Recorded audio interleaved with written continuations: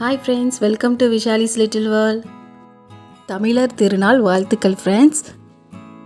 இந்த பொங்கல் சீசனில் நான் இன்றைக்கி உங்களுக்கு செஞ்சு காமிக்க போகிறது கருப்பு கவுனி அரிசி பொங்கல். இந்த வருட பொங்கலை இந்த கருப்பு கவுனி அரிசி பொங்கல் வச்சு கொண்டாடலாம்.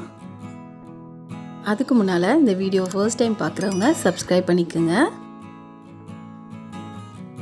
அந்த காலத்தில் மன்னர்கள் மட்டுமே பயன்படுத்தின இந்த கருப்பு கவுனி அரிசி பொங்கலை நம்மளும் பயன்படுத்தி பொங்கல் எப்படி செய்கிறதுன்னு இந்த வீடியோவில் போய் பார்க்கலாம் வாங்க.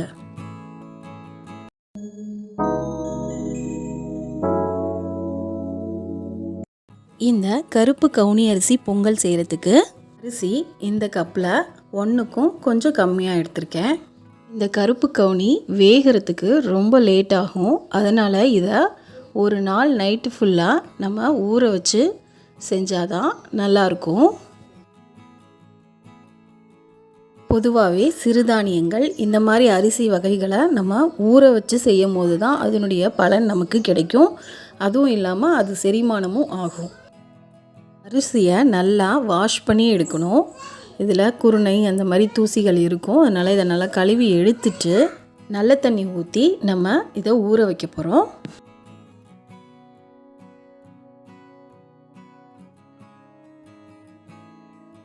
கழுவி எடுத்துகிட்டு வந்தாச்சு. இப்போ இதை நான் நல்ல தண்ணி ஊற்றி ஊற வைக்க போகிறேன். ஒரு நாள் நைட்டு ஃபுல்லாக ஊறணும். நைட்டு ஃபுல்லாக ஊறினாலுமே இந்த அரிசி வேகிறதுக்கு கொஞ்சம் டைம் எடுக்கும். அரிசியை ஊற வைக்காமல் செய்யாதீங்க. மேக்ஸிமம் ஒரு 8 hours ஆகுது ஊறி இருக்கணும்.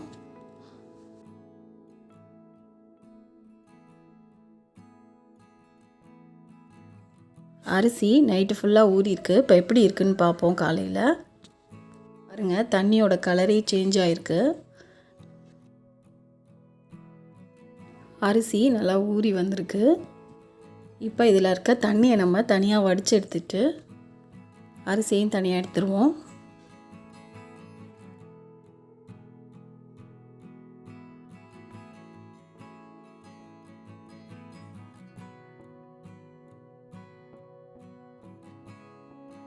இப்போ அரிசியை நான் வேக வச்சு எடுக்க போகிறேன் தனியாக.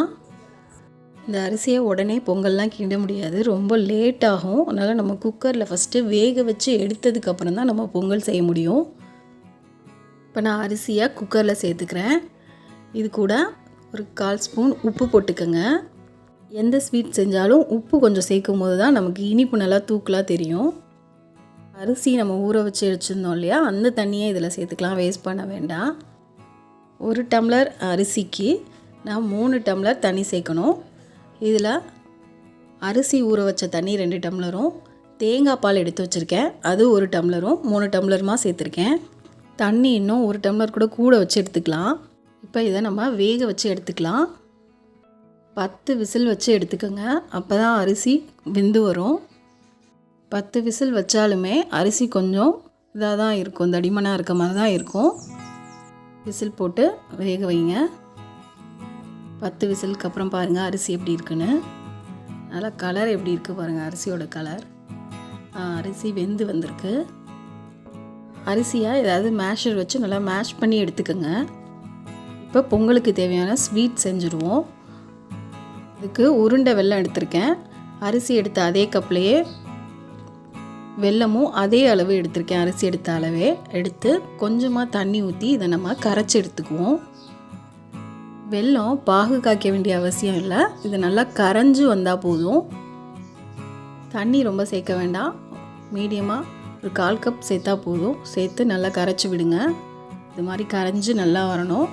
வெல்லத்தில் ஒரு வேளை தூசி இதெல்லாம் இருந்ததுன்னா நம்ம வடிகட்டி எடுத்துக்கிறதுக்காக தான் இந்த ப்ராசஸ் செய்கிறோம்.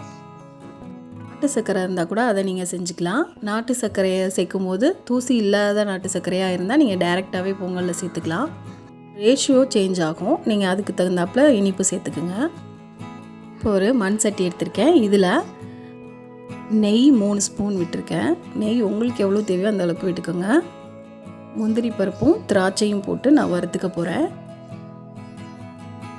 ஃபஸ்ட்டு முந்திரி போட்டு நல்லா கலர் சேஞ்ச் ஆனதுக்கப்புறம் திராட்சை சேர்த்துக்கோங்க. திராட்சை நல்லா பலூன் மாதிரி உப்பி வரும். வந்த உடனே இது ரெடி ஆயிடுச்சுன்னு அர்த்தம். இப்போ நம்ம வேக வச்சுருக்கிற இந்த கருப்பு கவுனி அரிசியை சேர்த்துக்கலாம். நல்லா மசிச்சு விட்டு சேர்த்து விடுங்க. அப்போ தான் நல்லா குலைவாக வரும். இதை நெய்யிலே நல்லா வதக்கி விடுங்க. இந்த கருப்பு கவுனி அரிசியோட கலரை பாருங்கள், பார்க்கவே ஆசையாக இருக்குது, டெம்ப்டிங்காக இருக்குது. நல்லா நெய்யிலே இதை நல்லா கொஞ்சம் நேரம் அப்படியே வதக்கி விடுங்க.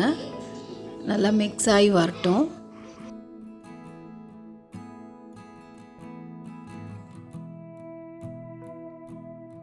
இப்போ நம்ம காய்ச்சி வச்சுருக்க வெள்ளைப்பாகை வடிகட்டி சேர்த்துக்குங்க.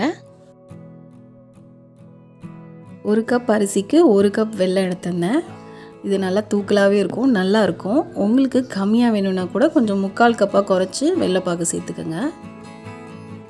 நல்லா மிக்ஸ் பண்ணி விடுங்க.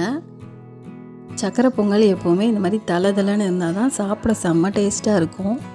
நம்ம நார்மலாக பச்சரிசியில் செய்கிற பொங்கலை விட இதனுடைய டேஸ்ட்டு வேறு மாதிரி இருக்கும்.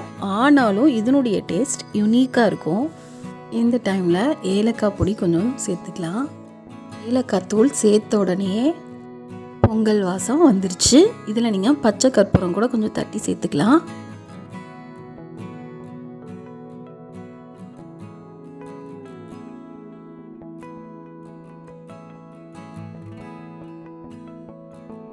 கடைசியாக பொங்கலில் 1/4 கப் தேங்காய் பால் விட்டு எடுத்துக்கலாம்.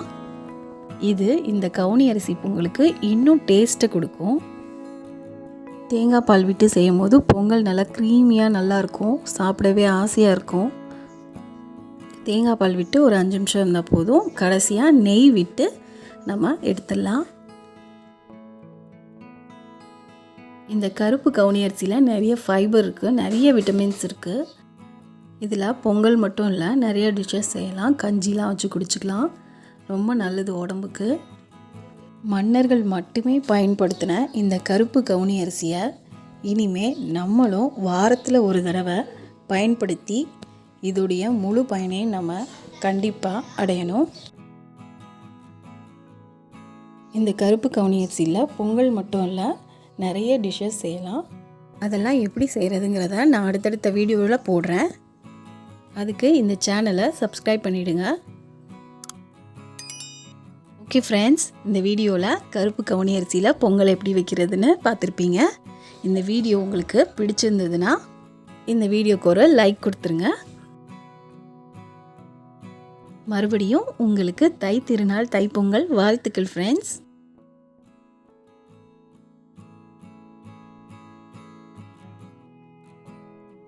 இந்த தைப்பொங்கலை இது மாதிரி கருப்பு கவுனி அரிசி வச்சு பொங்கல் செஞ்சு கொண்டாடுங்க. ஹெல்தியாயிருங்க. உங்களை நெக்ஸ்ட் வீடியோவில் நான் சந்திக்கிறேன். தேங்க்ஸ் ஃபார் வாட்சிங் ஃப்ரெண்ட்ஸ். பாய்.